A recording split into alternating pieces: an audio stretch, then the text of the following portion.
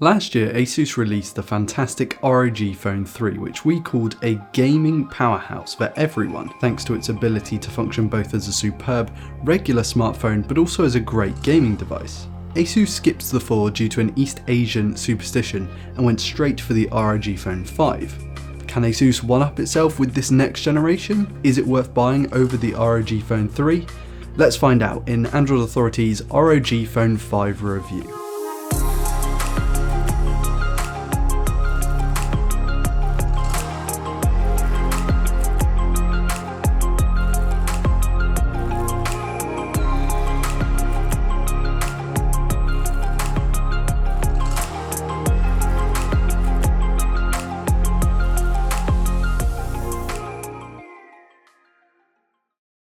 Right off the bat, looking at the specs, the ROG Phone 5 is an absolute powerhouse of a smartphone.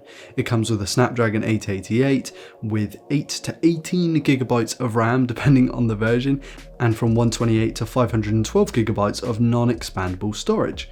There are two 3000 mAh batteries for a 6000 mAh cell overall with 65 watt hypercharge charging. The device features a 6.78 inch Full HD Plus 144Hz OLED screen with a 300Hz touch sampling rate and 1 millisecond display response time. There are 4 total cameras on the device, including a Sony IMX686 64 megapixel sensor, a 13 megapixel 125 degree ultra wide, a 5 megapixel macro camera, and a 24 megapixel selfie camera. The device is very similar to the ROG 3 from last year, but Asus has kind of 2021ified it. The display specs are rather similar, though this is a bit larger. The battery is the same size, though this has faster charging. The RAM and storage variants are almost identical. The camera setup is the same on paper. Even the pricing is close. The ROG Phone 5 is essentially just an updated ROG Phone 3. One of the standout changes is the processor. It's the best of the best Snapdragon 888 chip from Qualcomm. This, along with the 16GB of RAM, I can't believe I'm saying that, in our review unit has resulted in buttery smooth performance across the board.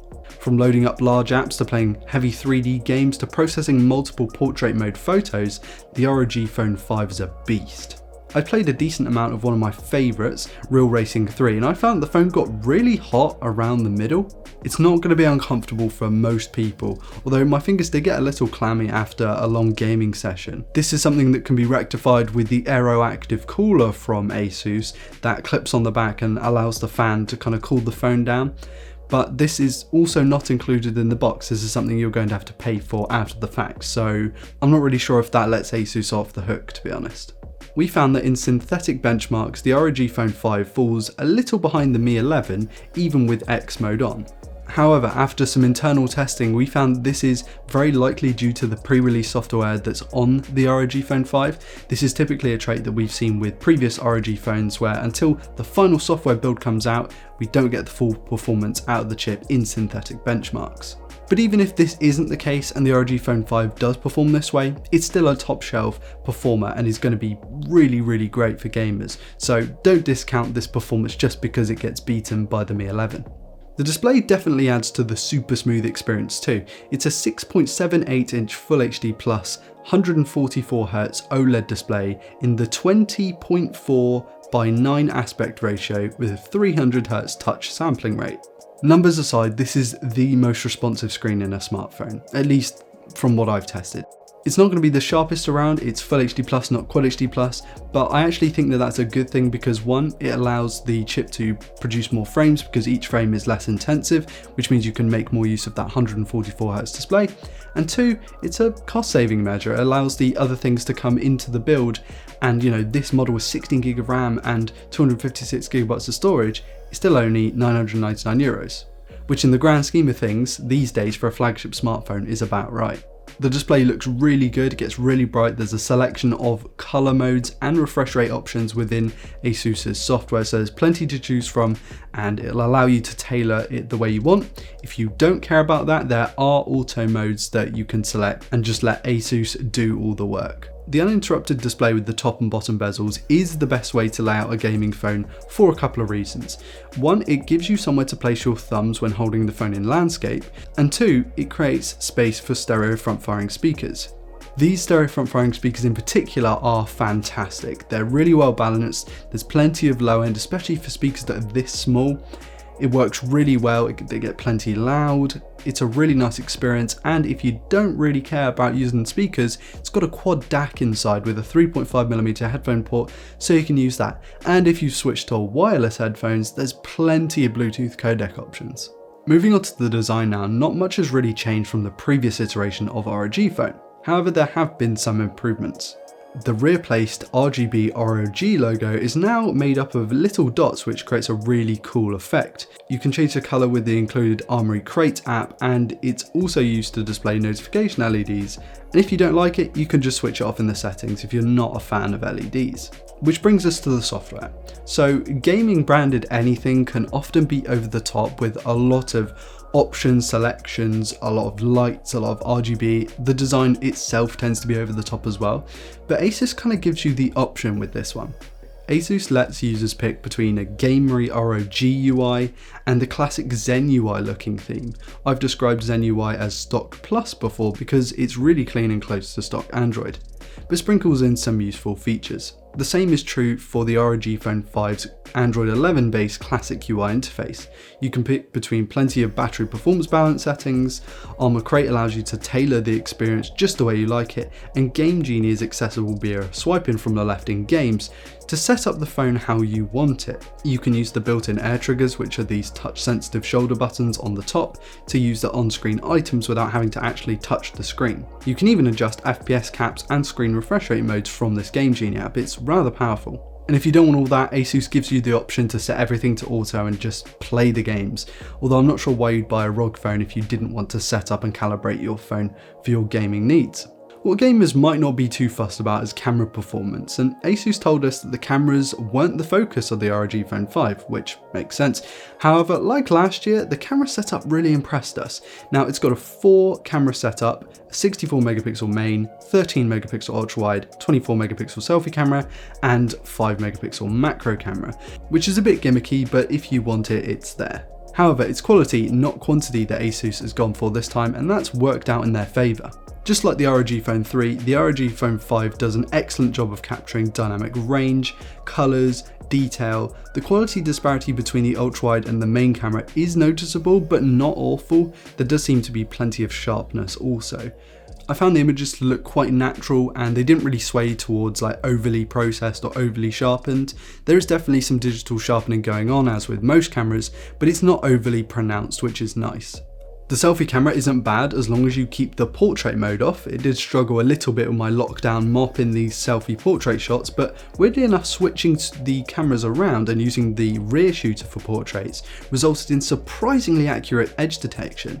It even managed to take a photo of Archie the dog with some decent focus roll off. It wasn't bad whatsoever. I thought it looked quite natural here. This thing can also shoot 8K video at 30 FPS and Ultra HD 4K video at 60 FPS, and the video looks pretty good. As an overall package, the camera on the ROG Phone 5, not bad. Probably the best in a gaming phone right now. The ROG Phone 5 utilises two 3000 mAh batteries to create a 6000 mAh battery, and what we think this is for is so that it's able to charge faster. Some smartphones from Realme have had this in the past, where to be able to push 65 watts, which is what the Asus has, to the batteries, you split them in two and then you charge them in parallel to get that speed.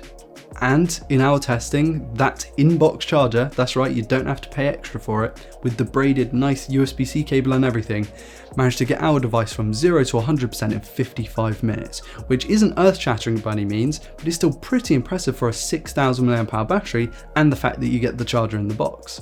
The ROG Phone 5's battery life is pretty great.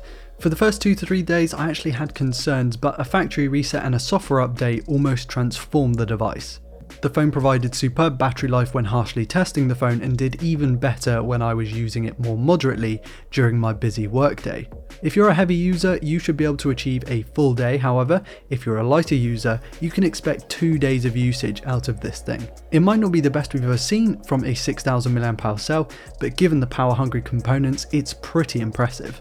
Which brings us to the price. The ROG Phone 5 goes for between €799 and €1,299, or between $950 and $1,550, depending on the RAM and storage options. There's also a limited edition and all that kind of thing in there too.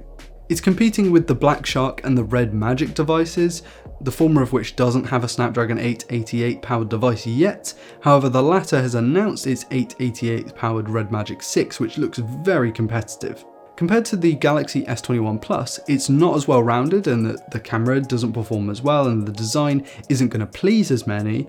Also, Asus has been notoriously slow at rolling out software updates and platform upgrades for its devices. The ROG Phone 3 doesn't even have Android 11 yet. However, the added value for gamers is definitely there.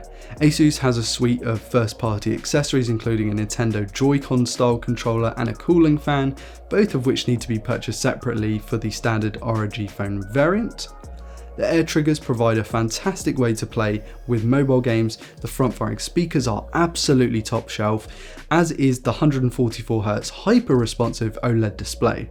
Gamers will also enjoy the handy extra USB-C port on the side, and some will love the rear RGB logo. Then there's of course the ROG software package too. These are all things that you don't get on your standard, your normal flagship smartphones, and that's where Asus has really given the ROG Phone value that you can't find anywhere else. For the mid-tier €999 variant that we have here, you're getting a big, fast gaming phone with lots of fantastic features. The ROG Phone 5 feels a lot like the ROG Phone 3 with updated internals, and that's not a bad thing. We loved last year's phone, and that feeling hasn't been shaken with the ROG Phone 5. It might not be groundbreaking, but this is still one of the best, if not the best, gaming smartphone to get in 2021. And that concludes our review of the ROG Phone 5. If you want to check out the full written article, please do check the link in the video description. We've also got a mystery unboxing of some ROG Phone gear, so stay subscribed to the YouTube channel to not miss that one. Anyway, I've been Ryan Thomas with Android Authority, and I'll catch you later.